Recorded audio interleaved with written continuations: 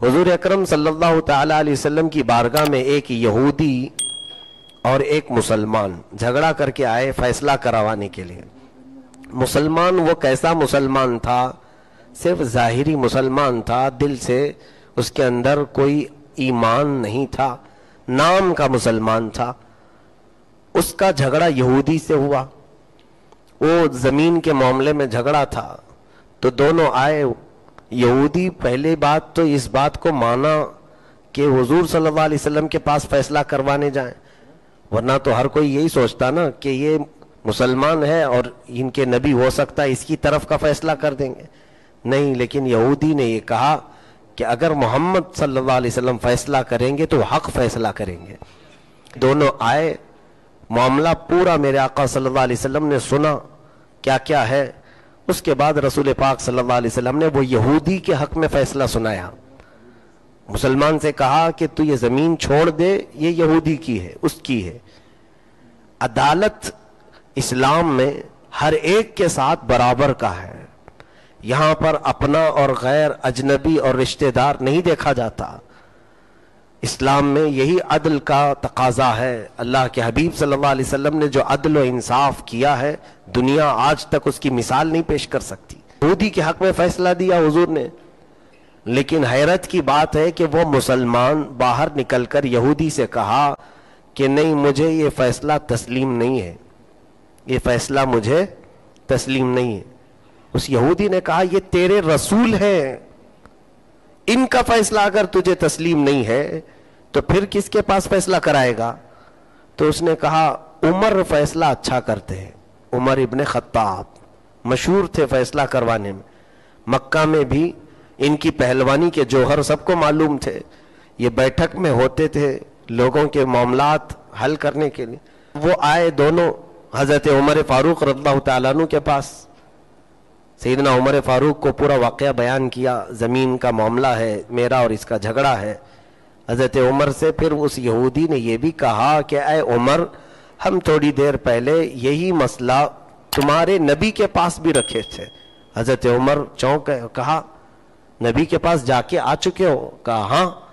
کہا پھر انہوں نے کیا سنایا؟ اس یہودی نے کہا یہ حضور صلی اللہ علیہ وسلم نے، تمہارے نبی نے میرے حق میں فیصلہ سنایا.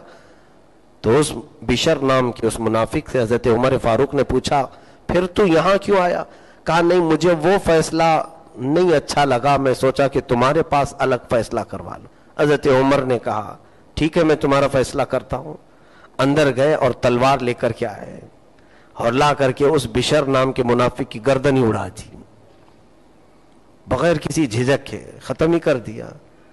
اور پھر کہا جو نبی کا فیصلہ نہ مانے عمر، اس کا فیصلہ ایسی کرتا ہے. لیکن یہ بڑی بات ہے میرے عزیزوں، یہاں منافق کسے کہتے ہیں؟ نفاق جو ہے یہ دل کے اندر ہوتا ہے، دکھ کر کے کسی کو نہیں آتا.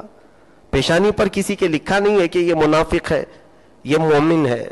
ظاہر میں جو دکھتا ہے اسی کا حکم ہوتا ہے. اب معاملہ بڑھ گیا، مشہور ہو گیا مدینے میں کہ عمر نے ایک مسلمان کا قتل کر دیا، ایک مسلمان کا قتل کر دیا. تو یہ جب بات پھیل گئی، رسول پاک صلی اللہ علیہ وسلم کے پاس پیش کیا گیا حضرت عمر کو.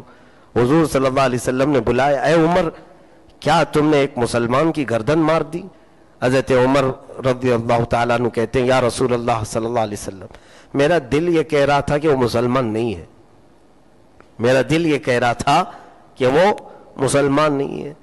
یہاں دل جو کہے اس پر تو حکم نہیں ہوتا نا، جو آپ کی طبیعت چاہے وہ شریعت نہیں ہوتی. لیکن حضرت عمر نے کہا کہ یا رسول اللہ صلی اللہ علیہ وسلم، اگر مجھ سے خطا ہو گئی ہے تو آپ سزا دے دیں، اس لیے میں نے اس کا قتل کیا کہ وہ آپ کے فیصلے کو اس نے تسلیم نہیں کیا. ابھی تک اس کے بارے میں کوئی حکم نہیں تھا، اس طرح کا کوئی آرڈر نہیں تھا کہ جو نبی کا حکم نہ مانے اسے قتل کر دو. حضرت عمر کا جب یہ مسئلہ حضور کی بارگاہ میں پہنچا، اچانک جبرائیل امین علیہ السلام آیت لے کر نازل ہوئے، جس آیت کی آج ہم نے تلاوت کی ہے.